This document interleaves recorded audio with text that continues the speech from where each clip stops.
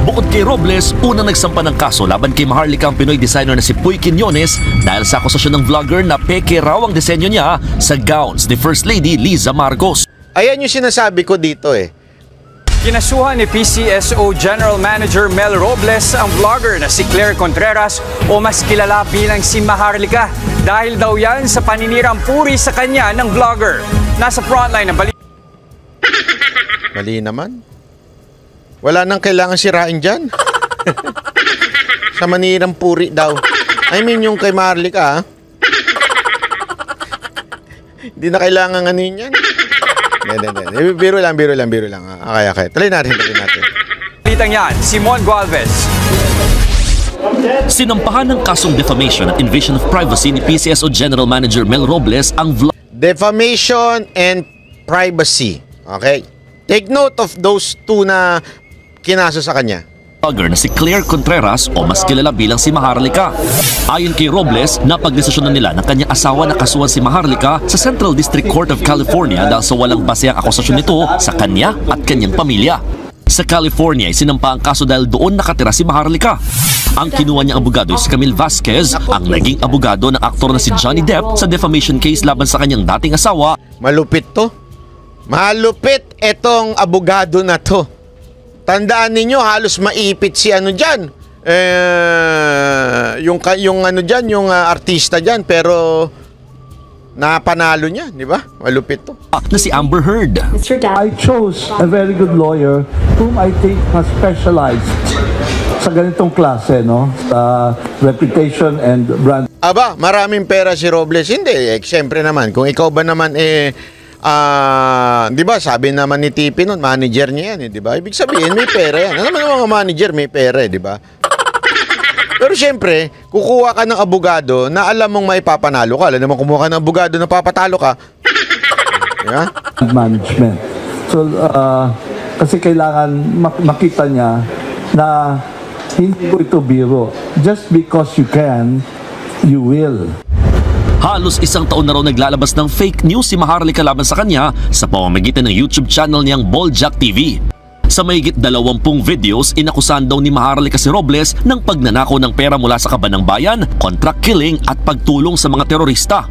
Let's see in the proper court, in the proper forum, tingnan natin anong hawak niya. Baka totoo, never know. I'm sure sa kanyang pantasya, totoo lahat ito. But we will put it out in the open, we will challenge that, we will scrutinize that. Hinahamon naman ng PCSO General Manager si Maharlika na harapin ang kaso laban sa kanya. So now I'm bringing justice to your doorsteps. Hindi ka kayang protektahan ng Pacific Ocean. I will bring justice. Ian Nabi, salamat po. And I will bring it to you. Just be brave enough to she just has to brave enough to harapin yung consequences niya. Ako dalawa lang masasabi ko dito, ha? Eto. Alam nyo naman yung aking side patungkol kay Maharlika, di ba? Pero dalawa lang masasabi ko dito. Una, tama itong ginawa. Para magkaalaman. Para magkaalaman kung sino nagsasabi ng totoo. Ganun naman kasimple yun eh. Dalhin sa korte ang usapan. Di ba? Dalhin sa korte. Kasi sa social media, madaling mag-akusa. Sa social media, madalitang magbanatan. Pero pag dinala mo sa korte, diyan magkakaroon ng pato na yan. Tama, mali. Di ba? Magkaalaman. Wala akong sinasabing sinungaling si Maharlika. Wala akong sinasabing sinungaling si Robles. Let the court decide. Mas maganda ito na magkalabasan. Kasi kahit nga ako sabi ko di ba? Dapat nagkakaso talaga Instead na, lalo na pag may akusasyon o merong sinabi na talagang hindi yung nag-react iba kasi yung nag-react ka lang. Di ba? Ano yung pinagkaiba ng demanda ko? Sa akin kasi hindi man ako nagagawa ng nag-iimbento. Hindi ako gumagawa ng istorya. Ako'y nagre-react lang sa mga news. Bilang opinion ko, bilang isang tao. Walang masama dun Ang mahirap, yung gagawa ka ng sarili mong news. Gagawa ka ng sarili mong istorya. Yun ang mahirap dyan. So sa akin, totoo nga naman na madalas mangyari yan na gumagawa ng istorya si Maharlika. Totoo yan. Madalas siyang gumawa ng istorya. Kahit nga yung sa akin, ginawa niya ng istorya. Di ba? Wala lang akong perang pandemanda sa kanya. Pero ginawa niya ako ng istorya. Pinalalamon ko daw ang Mocha Girls sa opisina ni Mocha. Ginawa niya ako ng istoryang ganyan. Tama, mali. Oh. Ngayon, meron siyang ginawang istorya dito kay Robles. Hindi ko sinasabing hindi totoo. Hindi ko rin sinasabing totoo. Maganda dyan, let the court decide. Di ba? Maganda. Kasi hindi ako pabor eh. Hindi ako pabor porket kalaban mo, gagawan mo ng imbento. Hindi ako pabor doon. Ayokong gumawa ng imbento na kasinungalingan para lang masira ko yung tao. Doon lang tayo sa totoo. Mitch, mga rin, salamat po. Kasi what we are fighting is not against people, but it is for truth and justice. When you say truth and justice, magkadikit yan. Hindi pwedeng justice lang. You cannot have justice without the truth. Tandaan natin yan. Hindi pwede yun. Kaya kailangan magkaalaman tayo. Totoo ba o hindi? Yan sinasabi mo. Tandaan mo, naggumawa ka ng paratang sa isang tao. Dapat patunayan mo. Dapat patunayan mo kung totoo o hindi. Ang maganda dito, magkakaalaman ngayon. Di ba? Magkakaalaman ngayon, di maganda, merong, hindi, ito maganda. Kung totoo yung sinabi ni Maharlika, maganda yan, mapapatunayan sa Amerika. Tama, mali. Di ba?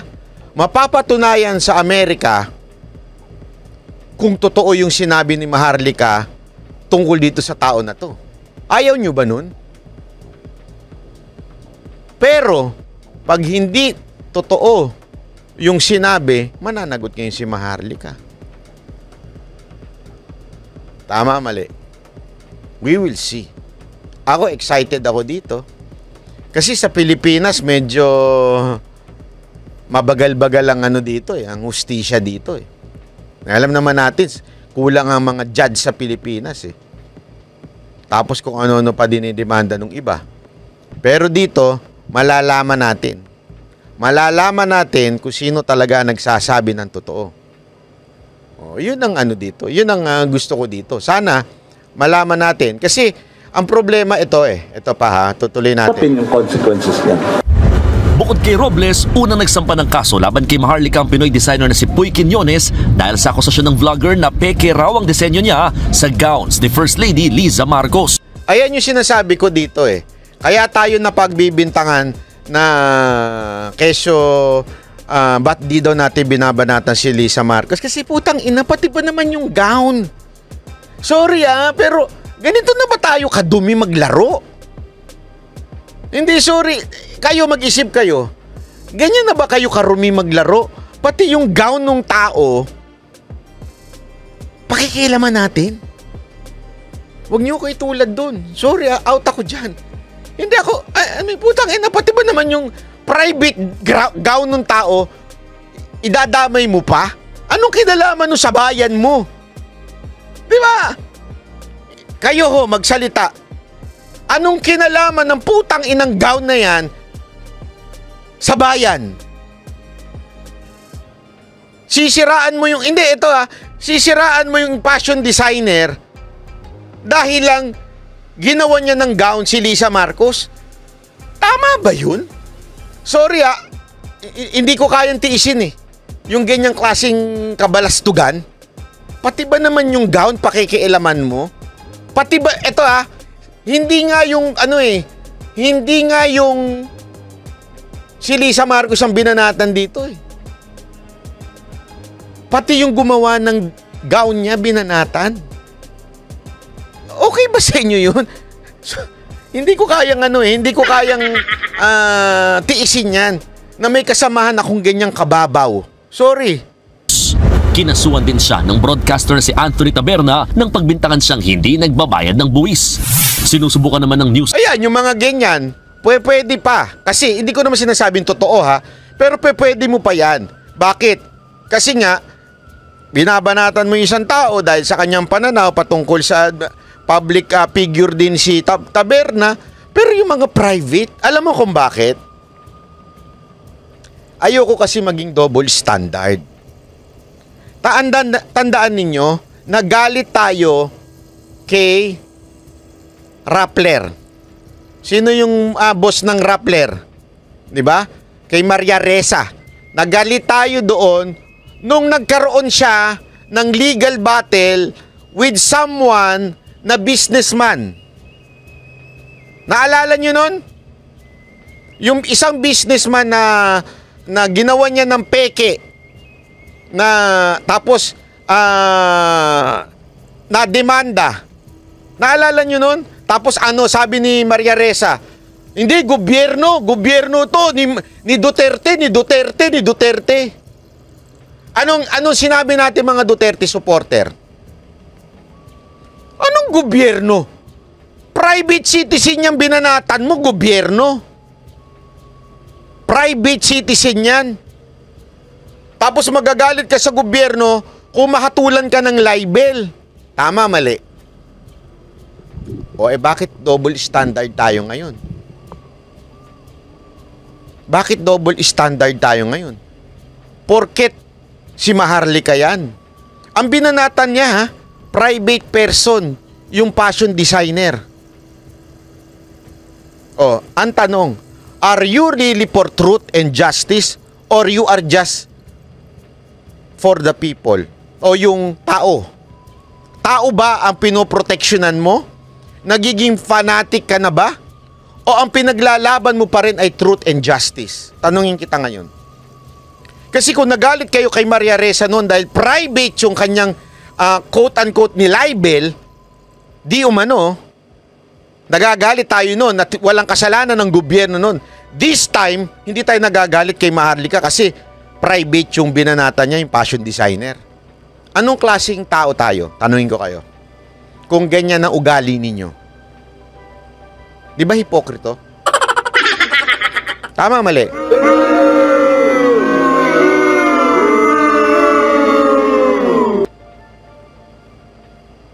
Again, uulitin ko. Kayong mga banateros, makakaasa kayo sa mga banateros. Ang issue lang ng lipunan ang pag-uusapan natin dito. Yung direktang nakakaapekto sa bawat Pilipino. Direktang nakakaapekto sa bawat Pilipino. Hindi yung mga walang kwentang issue sa lipunan. Di ba?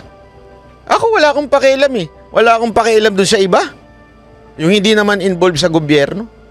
Wala akong pakialam. I mean, pagdating mo sa... Kasi ganito eh, yung iba kasi pag bumanat, babanatan pati yung asawa, pati yung nawala namang kinaugnayan sa function. Remember, eto para lang sa inyong kaalaman. Para sa inyong kaedukasyonan. Bakit to? Bago tayo nag-vlog, nagpa-educate tayo eh. Pag bumanat ka daw ng public official para hindi ka malibel at para matalo kung sakasakaling ilibel ka nila, dapat yung banat mo has something to do with his or her function as a government official.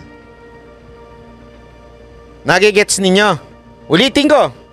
Para sa mga hindi kasi turo sa akin ito eh. Turo sa akin ito ng mga abogado. Every time ako kumakausap ng abogado, I always ask them about libel issue. Ang lagi nila sinasabi, kung babanat ka, siguraduhin mo merong relasyon niyang banat mo doon sa function nila as a public servant. Hindi yung walang relasyon doon sa kanilang babanatan mo na ang madumi kuko niyan. Ano kinalaman nung dumi ng kuko niya sa pamamahala niya? Unless ginangat-ngat niya kaya siya naging sabog. Tama, mali. Walang issue. Ika nga. Kailangan may issue patungkol sa kanyang public function. para hindi ka malibel. Kung malibel ka, o kung ikaw man kasuhan ng libel, lusot ka. Bakit? It's for the interest of the Filipino people, yung banat mo. Interest niya bilang functioning government official. Pero kung babanat ka na wala nang kinaugnayan, tayo na doon sa function niya, huwag tayong ganun. Oh, sabi nito, ay banat bay, pare-pareho lang kayo, but she got many subscribers and likers than you. O di ano? Meron ba ako sinabi? Ano to? Contest ba ng paramihan to? Ano to? Kasi Mike Abe? Hindi kasi si Mike Abe ganyan di ba? Oh, wala ka namang kinampiyang... Hindi pala ganun. Wala ka palang kinampihan na nanalo. Oh, di ba? Lahat ng kinampihan mo, talo. Oh. Hindi, di ba? Yan ang hilig natin Ang hilig natin sa, kung sino yung mas madami, yan ang ating kampihan, ganyan, di ba? Hindi, yan hilig na. Ang hilig natin sa mas maraming subscriber. Hindi, di ba? Ang hilig natin sa ganyan. Yung maraming subscriber. Pambihira kayo. Hindi naman ganun ang issue dito na mas maraming subscriber. Ang importante dito, yung issue na binobrought up ko sa inyo o yung sinasabi ko sa inyo. Diba? Diba? Yun ang issue. O sige. Since dinala nyo naman ako dyan, hindi, dinala nyo naman ako diba? Sa issue na yan. Okay? O sige, tingnan natin. Hindi, again hindi ako naniniwala sa quantity. Mas madami, mas magaling. Hindi ganun yun. Hindi ganyan ang usapan. Yung quality. Pero since yan naman ang sinabi nyo sa akin, hindi tingnan na rin natin. Ayan. Ano siya? Ilan ang subscriber? 331. Ang views niya, 5.83. Nakita nyo? Last 30 days, 5.83. Di ba? Subscriber niya, 331. Hindi, kayo nag-bring up dito Kayo. Kayong mga panatiko ni Maharlika. Binring up niyan. Tingnan nyo na lang, di ba? Punta tayo ngayon sa akin, kasi kayo nag-bring up di ipamumukha natin sa inyo. Di ba? Ipamumukha natin sa inyo. Eto. Ayan. Sana hindi mailagay yung kita. Ayan. Ilan? Sandali. Akala ko ba mas marami? Ang views 6 million. Di ba? Last 30 days. Ang views 198 million. Di ba? Ilan na subscribe? Weekend pa yan nagpahinga pa ako nung weekend. Hindi. Ayoko magkumpara. Ayoko yan. Pero kayo naman nagsabi. Ipamumukha ko sa inyo para mapahiya kayo. Ayan yung kay Maharlika. Ayan. 88 lang yung million. Hindi. Kayo nagsabi niyan Hindi ako nagsabi niyan 88 million compare sa 100. Ito 98. 198. Ayan views.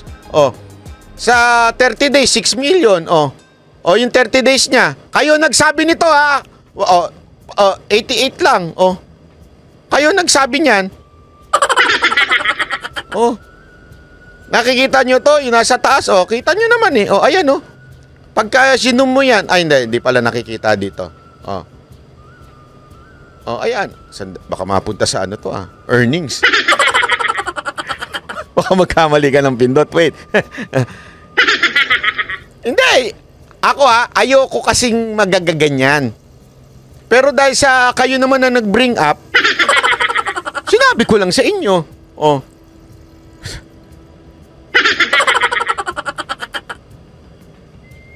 Pambira kayo. Kayo talaga Anyway, next topic tayo.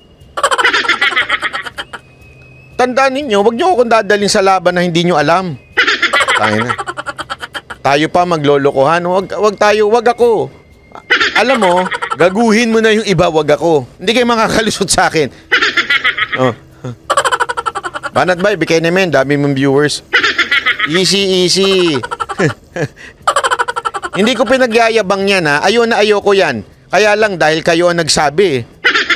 Kayo naman na nagsabi niyan, di panindigan yun ha. Oh. Oh, anyway, ito. Usapang showbiz naman tayo para masaya. Oh. Ha?